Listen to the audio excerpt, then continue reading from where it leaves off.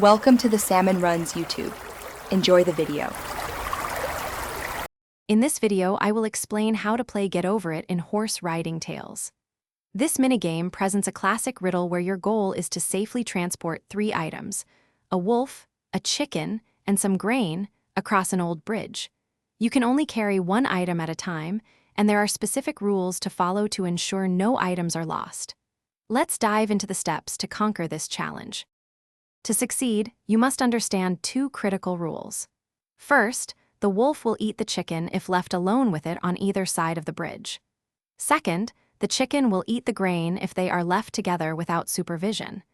You must carefully plan each move to avoid these situations, ensuring all 3 items reach the other side safely. Let's walk through the solution. Begin by taking the chicken across the bridge, then return to the starting side alone. Your next move is to take the wolf across, but immediately bring the chicken back to the start. Now, take the grain across the bridge, leaving it with the wolf, and return to the starting side by yourself. For the final step, take the chicken across the bridge one last time.